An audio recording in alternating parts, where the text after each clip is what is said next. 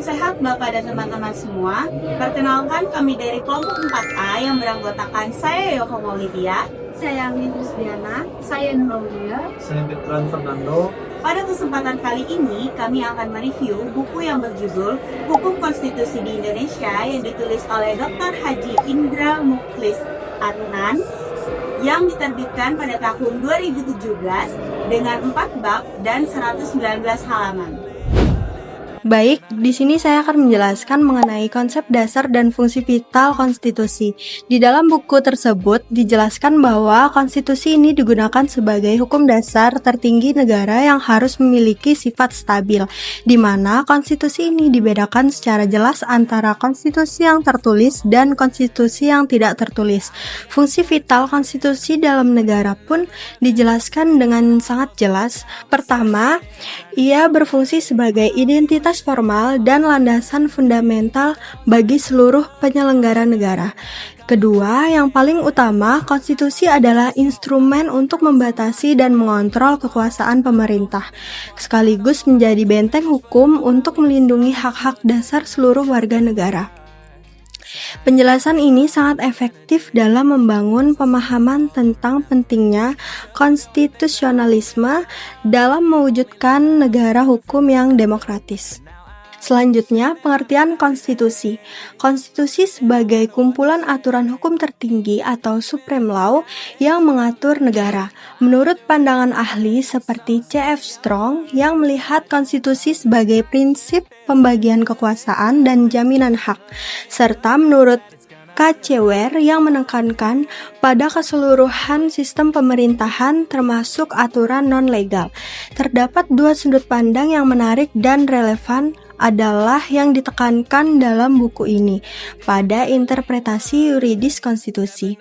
Pesan pentingnya yaitu konstitusi harus diutamakan sebagai hukum dan keberadaannya harus selalu ditempatkan di atas kepentingan atau pertimbangan politik demi memastikan negara berjalan di atas landasan hukum yang kuat dan konsisten. Selanjutnya ada konstitusi berdasarkan sudut politis dan yuridis, serta materi muatan konstitusi.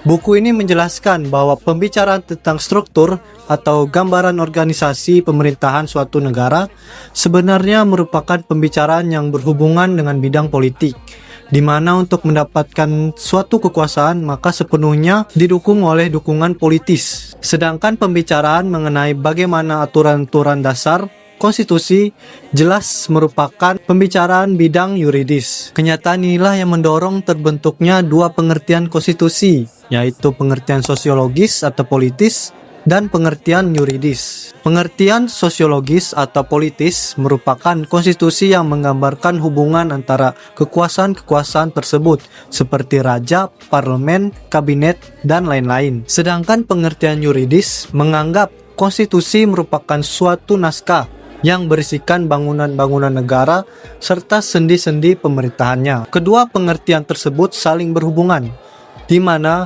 apabila suatu konstitusi lebih bermuatan politis, maka hukum akan kurang mendapatkan tempat dalam pemerintahan suatu negara. Oleh karena itu, konstitusi secara yuridis penting untuk ditempatkan sebagai langkah awal dalam menentukan bentuk dan muatan konstitusi. Hal yang tak kalah penting juga yaitu memberikan pemisahan antara muatan politis dan aturan yuridis agar konstitusi lebih efektif dan tidak menjadi alat kekuasaan semena-mena. Dalam suatu konstitusi haruslah berisi 3 muatan pokok, yaitu jaminan terhadap HAM dan hak warga negaranya, susunan dasar ketatanegaraan negara yang bersangkutan, dan susunan dasar pembagian dan pembatasan tugas ketatanegaraan. Yang kedua, yaitu konstitusi harus menjadi lebih komprehensif sehingga rakyat mudah memahami hal-hal yang berkenaan dengan hak dan kewajibannya. Dan yang terakhir, yaitu konstitusi juga harus menjadi stabil supaya dapat bertahan lama. Selanjutnya, di sini saya akan membahas mengenai klasifikasi konstitusi, yang dimana konstitusi dapat diklasifikasikan melalui berbagai sudut pandang dikarenakan tiap ahli menekankan aspek yang berbeda. Yang pertama ada dari Aristoteles yang membagi fungsi negara ke dalam 3 bagian, yaitu deliberatif, eksekutif, dan yudisial. Kemudian yang kedua ada dari Strong yang dimana dia membedakan antara documentary constitution dengan non-documentary constitution. Kemudian yang ketiga ada dari Lord Bryce di mana dia membedakan konstitusi menjadi fleksibel dan kaku dengan contoh negara berkategori rigid seperti Amerika Serikat, Australia, Malaysia, dan Indonesia. Sementara Inggris dan Selandia Baru dianggap sebagai negara yang fleksibel. Kemudian yang keempat ada dari Ware yang dimana dia menilai konstitusi berdasarkan derajat lembaga legislatif. Kemudian yang kelima ada dari Jayapalan yang menambahkan perspektif mengenai ciri-ciri konstitusi yang ideal. Dan yang terakhir ada dari pakar asal Belanda yaitu Van Marseven serta Geert van der Tang yang menegaskan pembedaan antara konstitusi codified dan uncodified. Dengan menggabungkan seluruh klasifikasi tersebut, buku ini menunjukkan bahwa konstitusi dapat dibedakan berdasarkan bentuk, cara perubahan, derajat terhadap legislatif, sistem pemerintahan, dan bentuk negara. Kemudian, Indonesia ditempatkan dalam klasifikasi konstitusi yang dikodifikasi, bersifat kaku, berbentuk negara kesatuan, berwatak republik, dan menganut sistem presidensial dengan eksekutif yang masa jabatannya tetap.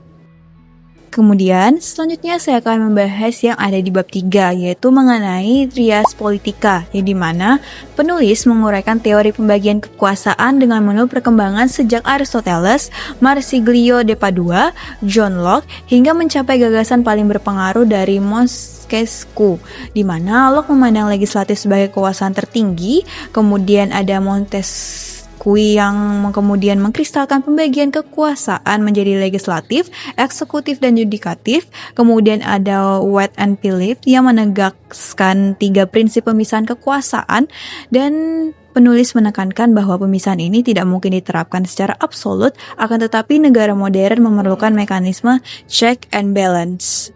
Dalam konteks Indonesia, Undang-Undang Dasar 1945 pasca amandemen menerapkan pemisahan kekuasaan secara moderat dalam bingkai konstitusional demokrasi. Kekuasaan legislatif berada pada DPR bersama Presiden, sementara kekuasaan yudikatif dijalankan oleh Mahkamah Agung bersama Mahkamah Konstitusi.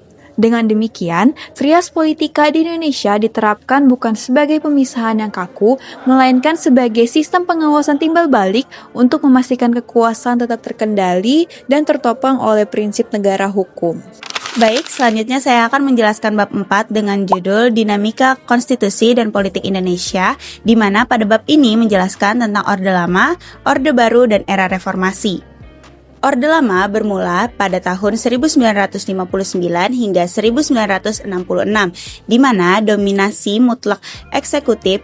Periode ini bermula pada tanggal 5 Juli pada tahun 1959, di mana Presiden menetapkan kembali Undang-Undang Dasar 1945.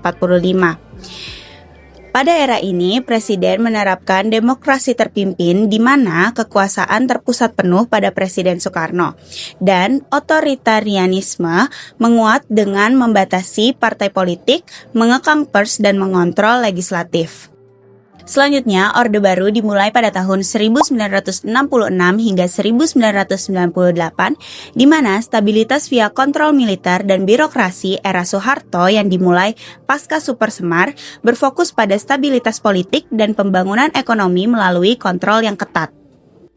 Baik, yang terakhir era reformasi di mana mulai pada tahun 1998 hingga sekarang, di mana pada era ini demokratisasi dan desentralisasi pasca jatuhnya Soeharto terjadi perombakan fundamental struktur ketatanegaraan, di mana pada era reformasi ini amandemen Undang-Undang Dasar 1945 mengubah sistem dari supremasi MPR menjadi checks and balance antar lembaga eksekutif, legislatif, dan yudikatif.